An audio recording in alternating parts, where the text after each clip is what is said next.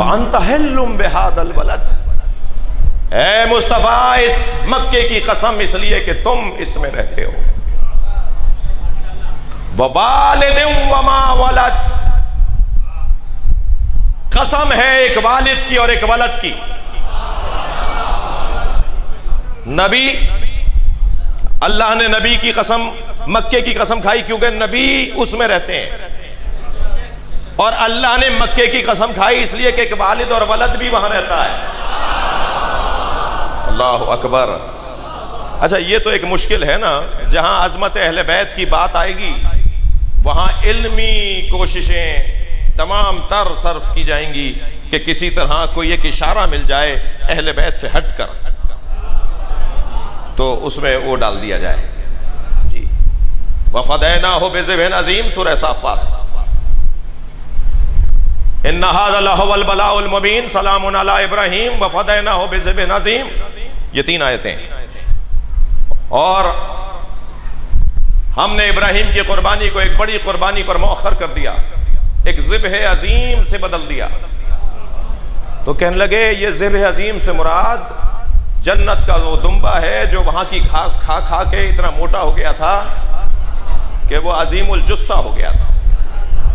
تو قرآن نے اسے عظیم کہہ کر حضرت اسماعیل کی جگہ بدل دیا.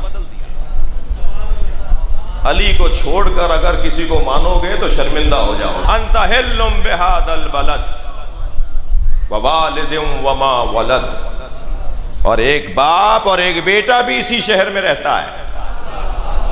تو کہنے لگے جیسے وہاں کہا نا عظیم الجثہ، یعنی حضرت اسماعیل کی توہین کر گئی یہ کہہ کر. حضرت اسماعیل سے زیادہ عظیم ہے وہ معاذ اللہ. لیکن علامہ اقبال نے الجھن دور کر دی. اللہ اللہ بائے بسم اللہ پدر، مانیے ذبح عظیم آمد پسر.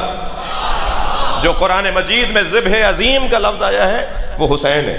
انت حل بہذا البلد ووالد وما ولد، اور ایک والد اور ولد بھی وہاں رہتا ہے. تو کہنے لگے مراد یہ ہے کہ حضرت ابراہیم اور حضرت اسماعیل کیونکہ مکے میں رہتے تھے، اس کا انکار نہیں کریں گے ہم. جب کبھی میرے بچوں جوانوں انبیاء کرام کی عظمت کی بات آئے گردن جھکا کر تسلیم کرو گے. جب کبھی اولیاء الہی کی عظمت کی بات آئے تسلیم کریں گے. تو والد سے مراد حضرت ابراہیم، ولد سے مراد حضرت اسماعیل. تو میں اس کا انکار نہیں کروں گا. علامہ ذیشان دجوادی نے بڑی حسین بحث کی ہے، ہم اس کا انکار نہیں کریں گے، مگر ہم اس سے ایک اور پہلو کی طرف توجہ چاہیں گے. ایک والد اور بھی ہے، ایک ولد اور بھی ہے جس کے بغیر مکے کا تصور نہیں ہے. وہ والد ابو طالب ہے اور وہ ولد علی ہے. اگر ہم حضرت ابراہیم بھی مراد لیں، تفسیر ہے، غور کر رہے ہیں، کسی کا انکار اور اقرار نہیں ہے، تفسیر پر غور ہو رہی ہے. اگر حضرت ابراہیم مراد لیں تو بھی حضرت ابو طالب ولد، بھئی میں جملہ کہوں گا تب بھی ابو طالب علیہ السلام کی عظمت پہ کوئی فرق نہیں آئے گا.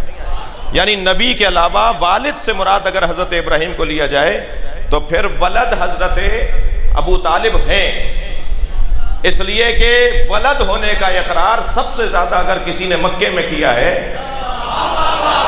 اور لفظ بہتر کرتا ہوں، ولد ابراہیم ہونے کا اگر اقرار کسی نے مکے میں کیا ہے تو حضرت ابو طالب نے کیا ہے.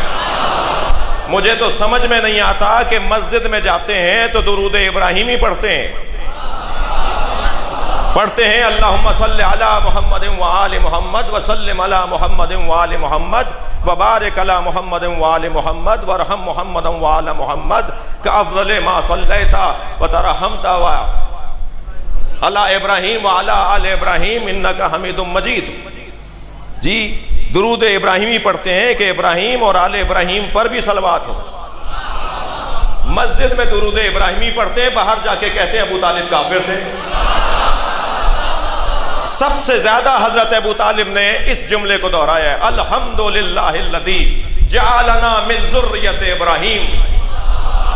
حمد ہے اس اللہ کی کہ جس نے ہمیں ابراہیم کی اولاد بنایا ہے.